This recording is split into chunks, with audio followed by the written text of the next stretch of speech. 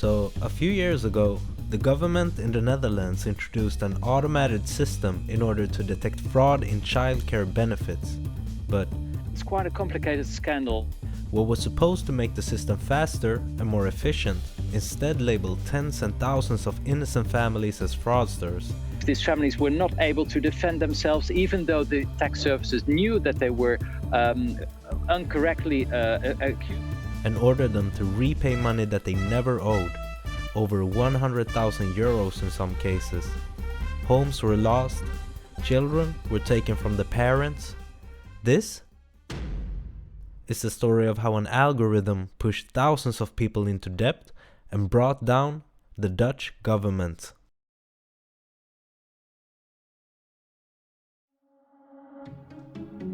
Back in 2005, the Dutch parliament adopted a new policy regarding the childcare benefit system. The responsibility of handling the benefits was moved from social service to the Dutch tax authority, specifically its benefits department known as toeslagen. With the new policies in place, parents would estimate and inform the tax authorities of income and childcare costs for the following year, and in exchange receive benefits in advance. This made it easy to get approved for benefits, but dealing with the tax authorities would prove to be way different than dealing with social service. Any miscalculation was deemed as fraudulent. If a parent couldn't provide documentation of childcare hours for a part of the year, they would have to repay benefits for the full year. This alone put a lot of parents in trouble, but there was also the possibility that tax authorities could demand papers for benefits paid out several years earlier. And this was all before they started using the AI. Before it was introduced, the algorithm was trained on previous applications, both correct and incorrect, and it started noting things like small paperwork mistakes, inconsistent form, missing documents, and even ethnical backgrounds. These became some of the defining factors for whether a case was deemed as a fraud or not. This meant minor errors or just having a wrong name could get you flagged, and from that moment on, you were treated as a fraudster. Ja, ik probeer me even, ik heb zelf jonge kinderen, ik probeer me even te verdiepen in hoe dat moet voelen. Maar ja, ik zou me totaal machteloos, radeloos voelen. En ook denk, ja, het maakt niet uit wat ik doe, het heeft toch geen zin. Heb je ook zo'n fase gehad? Ja, dat was dus eigenlijk nadat hij uit huis geplaatst was. Want hij was eigenlijk altijd mijn drive om door te gaan. Ja. Ik denk dat dat altijd wel is als je een ouder bent. Hè, dat je altijd wel doorgaat voor je kinderen. Zolang dat lukt. En op een gegeven moment, toen was ik zo moedeloos geworden. Elke keer die belofte, je mag hem weer zien. Op een gegeven moment heb ik ook gevraagd, mag ik hem dan niet onder toezicht zien? Want zelfs dat mocht niet. Toen zei ik, ja, maar mensen die in de gevangenis zitten, mogen ook hun kinderen onder toezicht zien. Waarom mag ik dat niet? En het mocht niet. En op een gegeven moment, toen wilde ik ook gewoon niet meer. Toen werd het zo donker in mijn hoofd dat ik dacht, weet je, hier ga ik nooit uitkomen. Want mijn belastingsschuld werd wel steeds minder. Maar die andere schulden waren er ook natuurlijk die erbij waren. Het was zoveel. En ik weet nog, ik ben toen naar het station gegaan. En daar stopt alleen de stoptrein. Mm-hmm. Dus ik dacht, weet je, al die intercities komen er langs. Dat is het beste dan, hè? Dat is gewoon klaar. Solidair met hen. Soon, the cases started pouring in. Benefits were immediately stopped. Families were ordered to repay years of support, often tens of thousands of euros. Affected families filed reports, called offices, and visited social service counters, but it didn't help. Appeals were slow and a decision was rarely overturned, even when a family could provide strong proof of their innocence. People went into debt they couldn't repay, homes were lost, children were torn from their parents. Developing stress symptoms, mental health struggles, and exhaustion became common among affected families. But on paper, everything seemed efficient, so the tax office and the politicians looked the other way. The late Kofi Annan once said, "I'm often asked what can people do to become a good global citizen?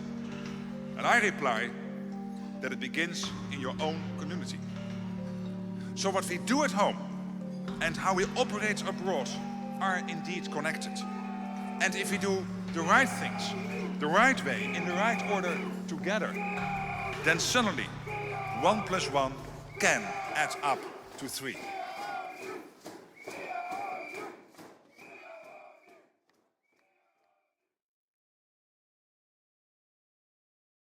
The numbers became real people.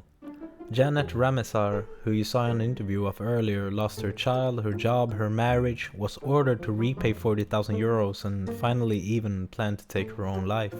Charmaine Leisner received a tax bill of 100,000 euros, demanding she pay back 4 years worth of child allowance before spending 9 years of her life fighting not just the system but also depression and burnout. Roger Derrick, 60,000 euros, lost his home and personal property to the tax office. Thousands of families, many of which had done nothing wrong. The King of the Netherlands will keep working towards that end in every way possible. By providing financial resources, for example. Ik moest 125.000 euro terugbetalen. Totaal 67.000 euro. Rond de 40.000 euro. Ik werd bijna dakloos, bijna. Ik kon mijn kinderen niet meer geven wat ze nodig hadden. Ik ben mijn baan kwijtgeraakt. Je kan je huis niet meer betalen, je zorgverzekering niet meer betalen. Noem het maar op. Alles. Je verliest in principe alles wat je op hebt gebouwd in de jaren. Schulden bij de deurwaarde, huurachterstand, je zorg niet kunnen betalen, de kleine dingetjes niet kunnen doen, enzovoort.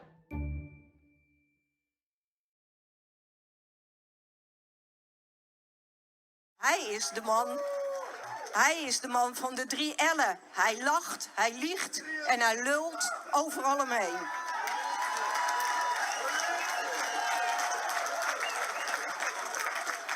Om een lang verhaal kort te maken zou ik Mark Rutte graag over 10 jaar zo terugzien. Zwervend door Den Haag, helemaal in het gootje, angstig raaskallend over Pieter Omtzigt en Renske Leijten.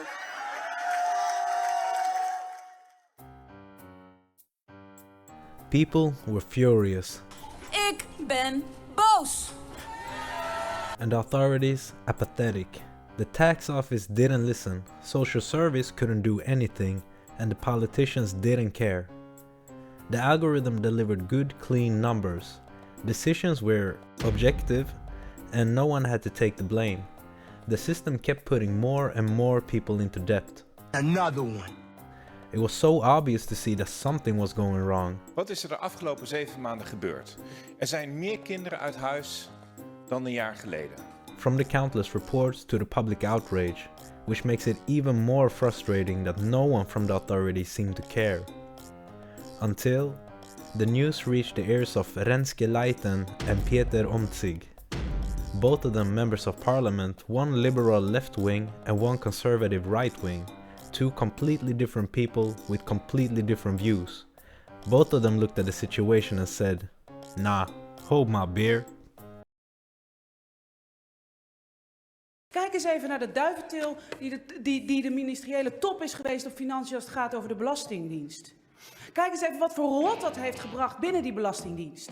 En kies dan niet weer opnieuw voor dezelfde oplossing, voor hetzelfde probleem. Dan wordt het namelijk niet opgelost. En daar spreek ik u op aan, de minister-president op aan.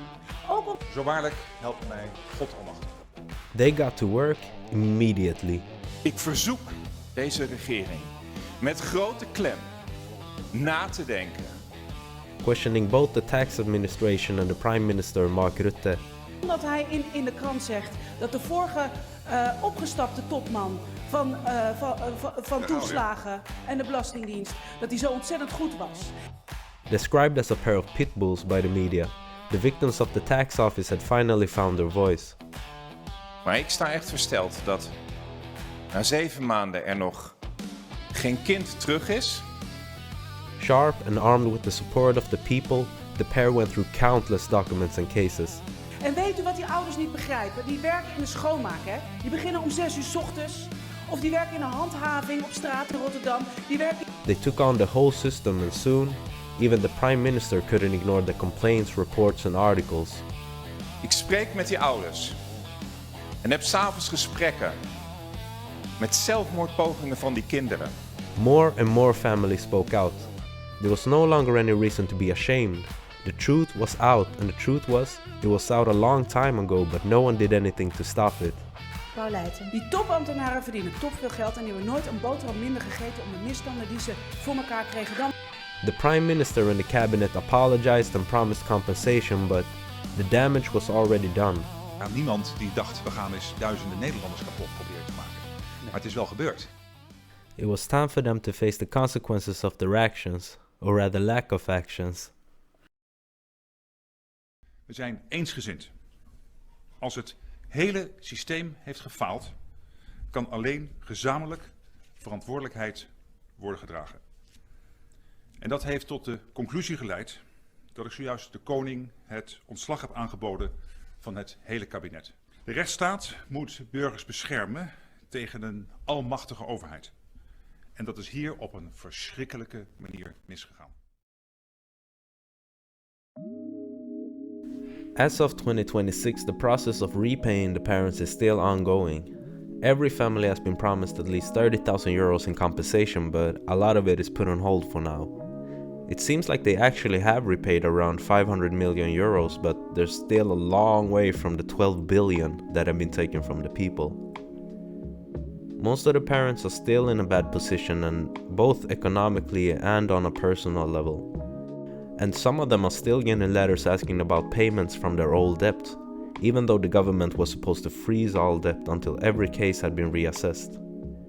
Over 2,000 kids were taken from the parents, and I couldn't find any data on how many of them have been able to return yet, so we can only hope they get to go home as soon as possible. This whole ordeal took so much out of everyone involved. It's really crazy how long it took for the government to act on it. AI don't have to be a bad thing, but people's lives should never be in the hands of a robot, and that's just common sense. Okay, thanks for watching, bye.